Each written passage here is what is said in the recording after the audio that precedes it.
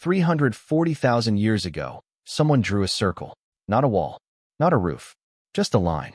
Around it, ash, cracked bones, a single flint blade. Outside the circle, hyena tracks, fresh, in soft mud. Nobody crossed that line. Not the hyena, not the wind. This is Terra Amata, southern France, 400 millennia old. No walls survived.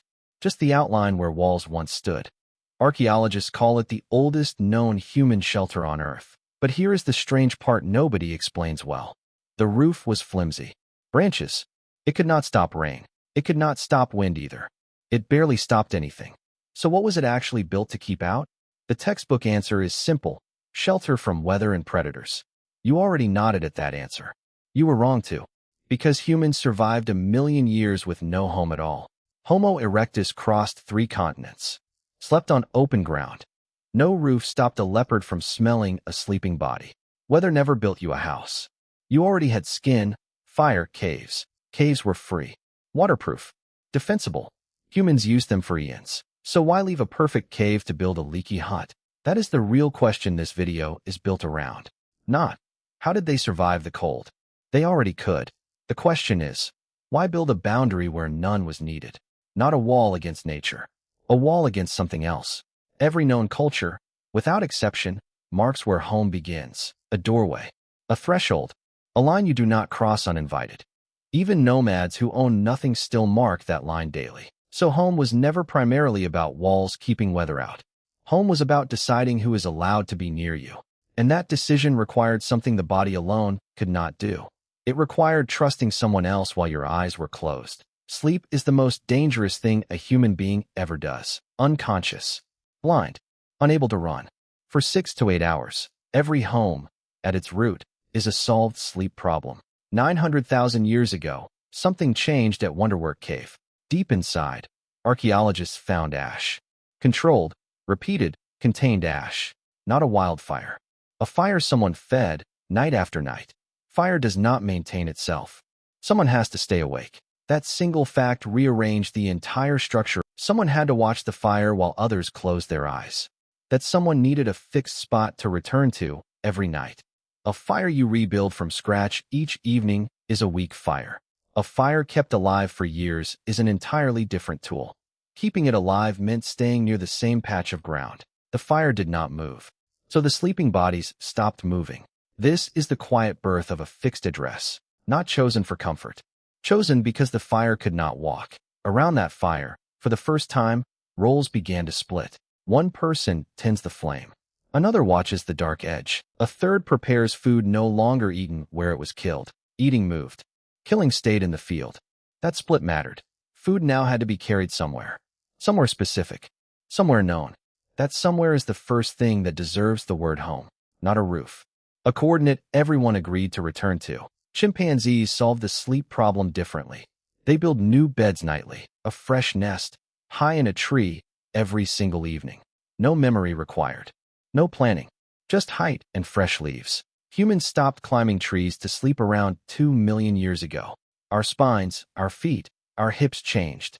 Trees stopped being safe. Ground sleeping is faster, but far more exposed to predators. So the ground itself had to start doing trees' old job. That job was simple. Make sleeping bodies hard to reach. A boundary. A barrier. Something between the body and the dark. Not psychological comfort first. Raw, physical, load-bearing protection first. The comfort came later, built on top of the protection. This is why nearly every early structure is roughly circular. A circle has no corners for something to hide behind. From the center, you can see the entire edge at once. This is not architecture. This is geometry solving a survival math problem. Humans did not invent the house shape. Vigilance invented it first. Every round hut from Africa to Mongolia repeats this same math. Different materials, different climates. The identical underlying geometry survives. The shape is older than any culture that ever built one. It is older than language. Older than fire, almost certainly. A fixed home does something else, quieter, easy to overlook entirely. It gives the mind a place to store plans that outlast today. Without a fixed base, every plan dies at the end of the day. Nomadic groups without a base could not stockpile tools for winter. There was nowhere reliable to leave anything and expect it back. A fixed hearth changed that equation completely, permanently, quietly. You could leave a spear here and find the same spear later. That single fact enabled something new, deliberate future planning. Archaeologists find caches, tools stored months before they were needed. At Boxgrove, England, 500,000 years old, precisely such caches. Someone buried flint blades near a fixed camp for later use. That is not survival instinct. That is delayed gratification engineered. Delayed gratification requires believing tomorrow's version of you will return. That belief needs a fixed point both versions of you can find. Psychologists have a name for this: the extended, temporally located self, a self that exists not just now, but across days and seasons. That kind of self may be impossible without a fixed place. The home did not just protect the body. It built the mind, not metaphorically, structurally, cognitively. This is a testable claim, and it explains something modern psychology still struggles to name.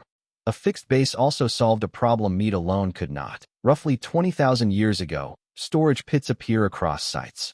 At Dolní Věstonice, pits held grain, nuts, dried meat for months.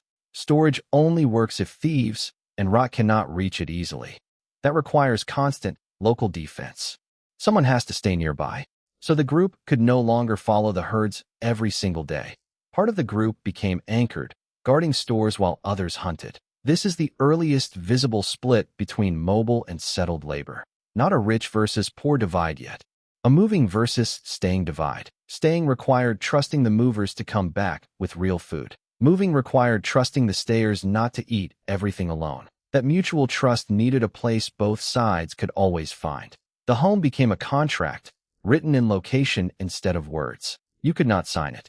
You could only return to it, break the pattern, and the whole arrangement collapsed within days. This is why abandoning a home site was rarely done lightly. Every move meant renegotiating trust with everyone the group depended on. Some sites in the Levant were reoccupied for over 10,000 years, layer upon layer of ash, in the exact same spot, for millennia. A place can outlive every single person who ever slept there. There is a fourth, more intimate reason home appeared so early. Most primates have no concept of a private mating or rest space. Humans, unusually, developed something closer to pair-specific sleeping arrangements. Some anthropologists linked this directly to the rise of fixed hearths. A shared fire meant a shared, defended, semi-private sleeping spot. That spot needed a boundary others in the group would respect. Respect for a boundary is a social rule, not a physical wall. The first home may have been enforced by agreement, not by stone.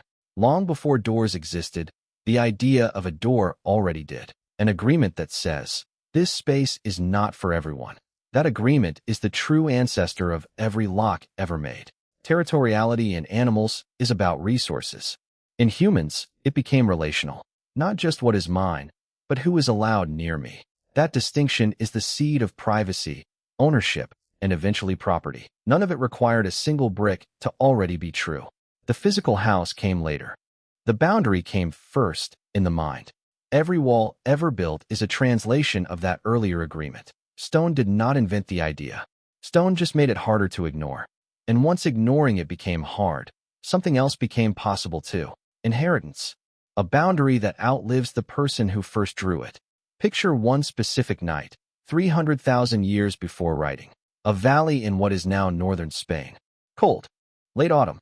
A fire burns low at the center of a ring of stones.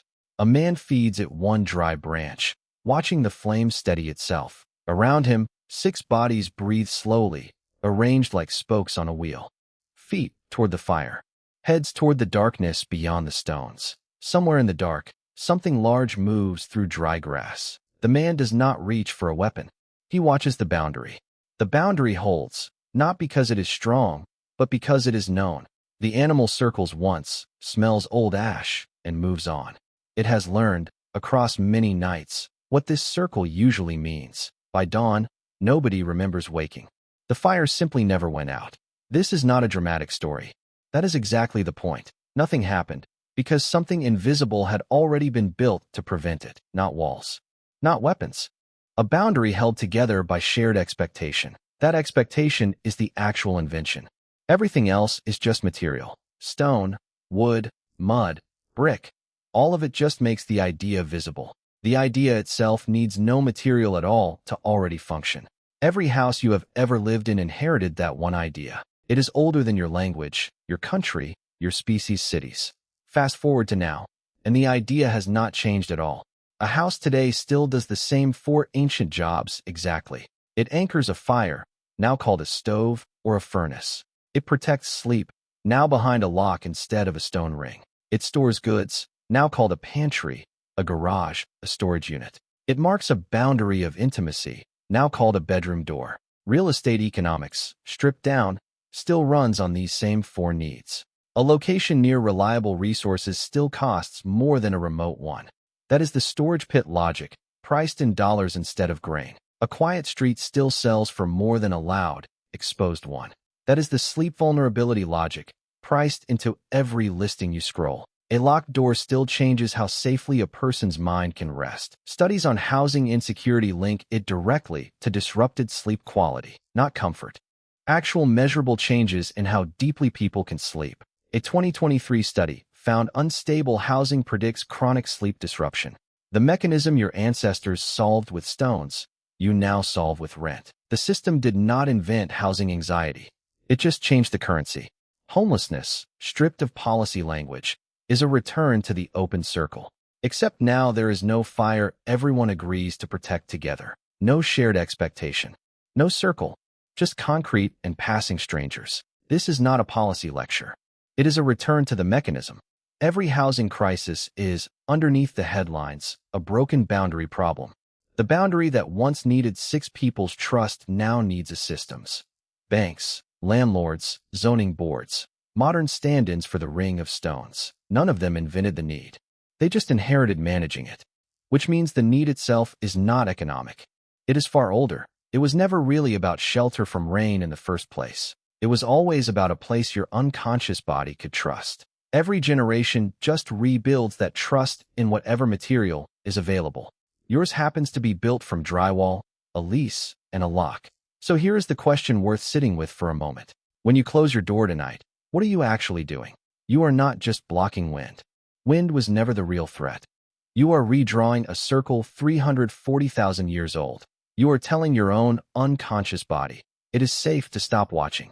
That instruction only works if the boundary is real to your mind, which is why a house with thin walls rarely feels like home, and a tent with the right people in it sometimes does. The material was never the point. The trust was always the point. Somewhere behind every door you have ever closed, that same fire burns. Not literally, but structurally, in the exact same place in your brain. The part that decided, once, whether it was safe to stop watching. You inherited that circuitry from someone who never saw a house.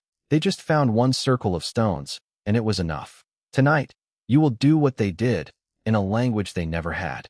You will draw a line, trust it, and finally let your guard down. That is not a modern habit. That is the oldest habit you have. It just took 340,000 years to look like a lock.